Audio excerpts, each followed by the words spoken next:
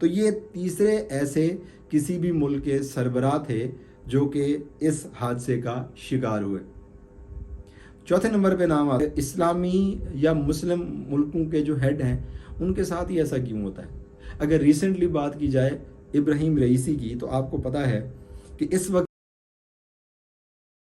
अस्सलाम वालेकुम दोस्तों, कैसे हैं आप सब लोग? खैरियत से हैं? उम्मीद है आप सब लोग अच्छे होंगे। तो दोस्तों, कल से एक न्यूज़ हर तरफ फैली हुई है और वो है ईरान के प्रेसिडेंट इब्राहिम रईसी की डेथ की। आपको पता है कि उनका हेलीकॉप्टर क्रैश कर गया जिसकी वजह से उनकी डेथ हो गई। तो आइए चल के देखते हैं कि इब्राहिम रईसी के अलावा कौन से ऐसे सरबराहान मुमलकत थे जिनकी डेथ इसी या इन्हीं हादसात में हुई थी। तो सबसे पहले बात करते हैं 1936 में हुए एक फ़िज़ाई हादसे में, जब स्वीडन के प्राइम मिनिस्टर जिनका नाम था अरविंद लिंडमैन, उनकी डेथ हुई थी। अरविंद लिंडमैन 2 दफ़ा स्वीडन के प्राइम मिनिस्टर रह चुके थे।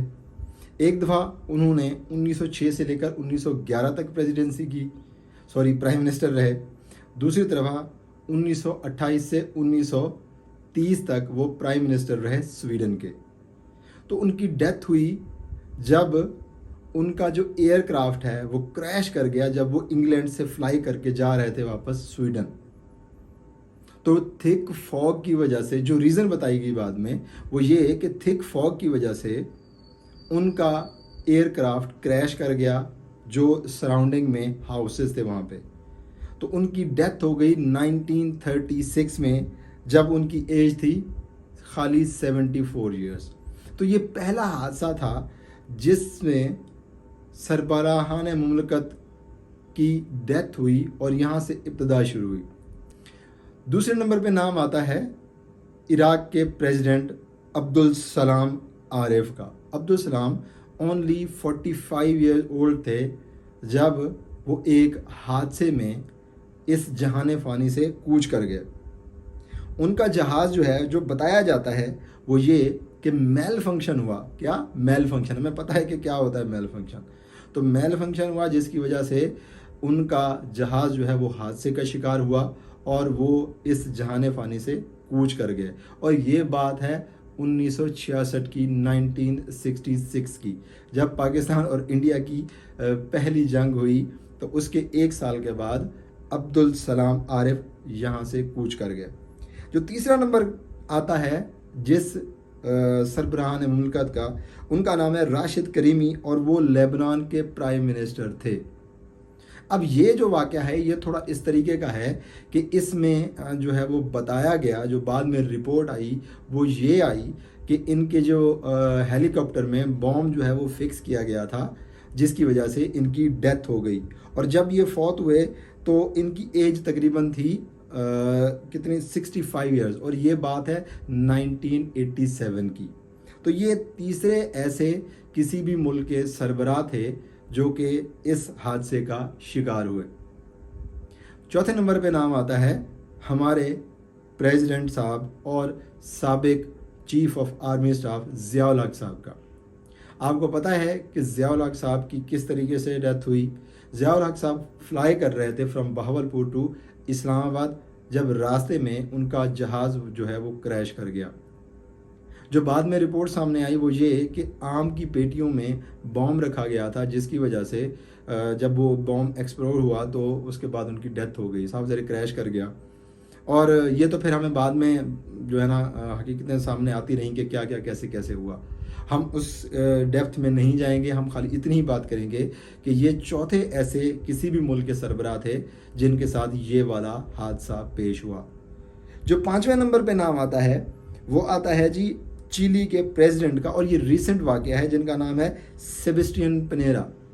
सेबेस्टियन पिनेरा अभी रिसेंटली 6 फ़रवरी 2024 को इस जहान फ़ानी से कूच कर गए जब उनका जहाज़ जो है वो क्रैश कर गया। जब उनकी डेथ हुई तो उनकी एज तकरीबन 74 ईयर्स थी।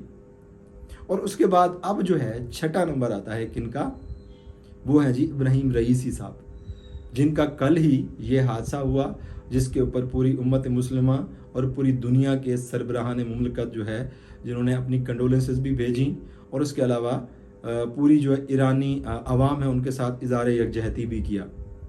तो यहाँ पे दोस्तों एक बात जो बड़ी गौर तलब है वो ये कि टोटल जो है ना इस वक्त जो एयरक्राफ्ट या हेलीकॉप्टर या इससे रिलेटेड जितने भी हादसे हुए, 6 हादसों में अगर बात की जाए तो 4 मुस्लिम जो है मुल्क हैं उनके सरबराहान थे। इराक के प्रेसिडेंट हो जाएं, या फिर प्राइम मिनिस्टर हो जाएं लेबनान के, या पाकिस्तान के प्रेसिडेंट हो जाएं, या अब ईरान के जो है वो प्रेसिडेंट हो जाएं इब्राहिम रईसी साहब। तो ये ऐसा क्यों होता है, ये बात सोचने वाली है कि ये सिर्फ इस्लामी या मुस्लिम मुल्कों के जो हेड हैं उनके साथ ही ऐसा क्यों होता है। अगर रिसेंटली बात की जाए इब्राहिम रईसी की, तो आपको पता है कि इस वक्त जो है इब्राहिम रईसी का स्टांस वो किस तरफ था, रशिया की तरफ। और उसके अलावा इस वक्त उन्होंने जंग भी छेड़ी थी किसके खिलाफ, इजराइल के खिलाफ, और गज़ा के हवाले से भी उनका स्टांस बड़ा स्ट्रॉन्ग था। तो आपको पता है कि जब भी वेस्ट को जो आंखें दिखाता है उसके साथ फिर ऐसा ही कुछ होता है। आपके सामने सारी की सारी हिस्ट्री बड़ी बड़ी है। ये तो खाली हम उनकी बात कर रहे हैं जो कि एयरक्राफ्ट या इससे रिलेटेड हादसों में जिनकी अमवात वाक़ई हुई। उसके अलावा जितने भी मुस्लिम मुल्कों के सरबराह हैं, बेशक वो हम जनरल मोहम्मद कज़ाफ़ी की बात करें या सद्दाम हुसैन की बात करें, या फिर और जितने सरबराह मुल्कात हैं जो जिनकी डेथ हो चुकी है, या जिनको टारगेट किया गया, असैसिनेट किया गया, या जो जिनके ऊपर कोई और चीज़ें जो है ना लगा के उनको इस जहान फ़ानी से कूच कर दिया गया, तो वो सारे के सारे ऐसे लोग थे जिन्होंने वेस्ट को अपनी आंखें दिखाईं, और फिर वेस्ट ने कहा जी जो हमें आंखें दिखाता है फिर हम उनके साथ यही करते हैं। तो मे बी अभी तक की इतलात के मुताबिक तो ये बैड वेदर थी जिसकी वजह से इब्राहिम रईसी साहब का जो है वो इंतकाल हुआ। आगे चल के ये बातें सामने आएंगी और तहकीकात होंगी कि ये क्या वजह थी, क्या था, कैसे था। तो आपको कैसी लगी वीडियो कमेंट बॉक्स में ज़रूर बताइएगा।